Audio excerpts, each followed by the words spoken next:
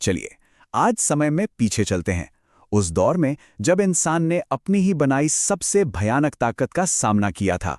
हम बात कर रहे हैं दूसरे विश्व युद्ध के उन आखिरी सबसे मुश्किल दिनों की, यानी 1945 के हिरोशिमा और नागासाकी की।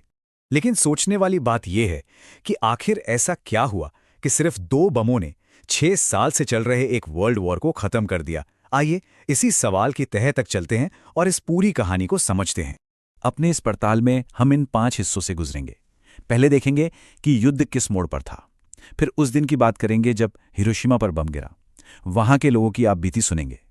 फिर नागासाकी पर हुए दूसरे हमले को जानेंगे और आखिर में समझेंगे कि इस सब के बाद युद्ध कैसे खत्म हुआ। तो शुरू करते हैं पहले हिस्से से। जरा सोचिए, साल है 1945, गर्मियों का मौसम और जापान युद्ध की आग में बुरी तरह झुलस रहा है। देश की हिम्मत जवाब दे रही थी, लेकिन वहां की मिलिट्री सरकार हार मानने के लिए बिल्कुल तैयार नहीं थी। देखिए, मई 1945 आते आते यूरोप में लड़ाई खत्म हो चुकी थी। जर्मनी और इटली दोनों सरेंडर कर चुके थे। अब मित्र देशों के सामने सिर्फ एक ही देश बचा था और वो था जापान। देश के अंदर आर्थिक हालत इतनी खराब थी कि पूछिए मत, लेकिन मिलिट्री लीडरशिप अपनी जिद पर अड़ी थी कि आखिरी सांस तक लड़ेंगे। इसी वजह से जमीनी हमले का खतरा बढ़ता ही जा रहा था। उस वक्त आम जापानी लोगों के लिए जिंदगी बस एक जंग बनकर रह गई थी। खाने की इतनी कमी थी कि लोग सच में भूखे मर रहे थे।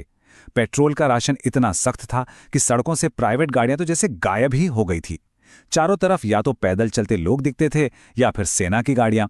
मतलब देश अंदर से पूरी तरह खोखला हो चुका था। और फिर वो दिन आया जिसने सब कुछ बदल दिया। 6 अगस्त 1945। जगह थी हिरोशिमा शहर, एक ऐसा शहर जिसका नक्शा हमेशा के लिए बदलने वाला था। उस सुबह जो हुआ वो बहुत अजीब था। सुबह 7 बजे एक अमेरिकी प्लेन दिखा तो खतरे का सायरन बजने लगा, लेकिन थोड़ी देर बाद जब वो चला गया तो ऑल क्लियर का सायरन बजा दिया गया। लोगों को लगा कि खतरा टल गया है। उन्हें क्या पता था कि वो प्लेन तो बस मौसम का हाल जानने आया था। ठीक 8:15 बजे जब पूरा शहर अपने अपने काम में लग चुका था, एनोला गे नाम के प्लेन ने लिटिल बॉय एटम बम गिरा दिया। लिटिल बॉय को अपने टारगेट तक पहुंचने में सिर्फ 43 सेकंड लगे। इसकी ताकत का अंदाजा इस बात से लगाइए कि ये 15,000 टन टीएनटी के बराबर था, और जहां ये फटा वहां का तापमान 4,000 डिग्री सेल्सियस तक पहुंच गया। एक अमेरिकी पायलट ने बाद में कहा था, ऐसा लगा जैसे सूरज ही धरती पर उतर आया हो। और बस उसी एक पल में, सिर्फ एक पल में 80,000 जिंदगियां भाप बनकर उड़ गईं। शहर की 2.5 लाख की आबादी में से लगभग 1/3 लोग उसी वक्त मारे गए। ये तो थे आंकड़े, लेकिन इन आंकड़ों के पीछे उन लोगों की कहानियां हैं जिन्होंने उस तबाही को अपनी आंखों से देखा था। चलिए उनकी आवाजें सुनते हैं जो हमें उस विनाश की असली कीमत बताती हैं। ये कहानी है फुजियो तरिकोशी की, जो उस वक्त सिर्फ 14 साल के थे। वो बताते हैं कि जब धमाके के बाद उन्हें होश आया तो उनका एक हाथ बस मांस का एक टुकड़ा रह गया था और उनकी मां हमेशा के लिए जा चुकी थी। उनके दर्द को समझिए। वो कहते हैं कि जो मर गए वो ज्यादा खुशकिस्मत थे। एक जापानी सैनिक ने जो मंजर देखा वो तो और भी दिल दहला देने वाला है। उसने उस मंजर को जिंदा लाशों का जुलूस कहा था। लोग बस पानी पानी चिल्ला रहे थे, उनके शरीर से चमड़ी लटक रही थी।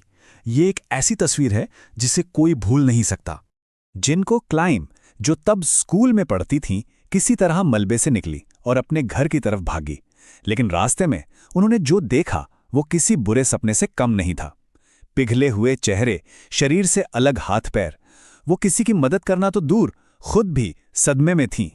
एक तरफ हिरोशिमा में ये सब हो रहा था, वहीं दूसरी ओर अमेरिका में राष्ट्रपति हैरी ट्रूमन देश को संबोधित कर रहे थे। उन्होंने इस हमले को एक नई मिलिट्री ताकत के तौर पर पेश किया। उन्होंने इसे ब्रह्मांड की सबसे बुनियादी ताकत का इस्तेमाल बताया और जापान को चेतावनी दी कि अगर सरेंडर नहीं किया तो ऐसे और हमले होंगे। लेकिन कहानी यहीं खत्म नहीं हुई। हिरोशिमा की तबाही के ठीक 3 दिन बाद अमेरिका ने एक और शहर को निशाना बनाया। तारीख थी 9 अगस्त 1945 और शहर था नागासाकी। नागासाकी पर जो बम गिराया गया उसका कोड नेम था फैटमैन। ये हिरोशिमा वाले बम से थोड़ा अलग और ज्यादा ताकतवर था।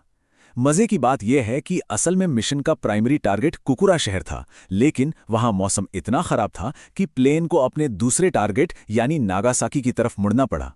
नागासाकी में भी एक ही झटके में करीब 74,000 लोग मारे गए। एक और शहर मिनटों में राख के ढेर में बदल गया। ये कहानी 15 साल की मिची हथौरी की है।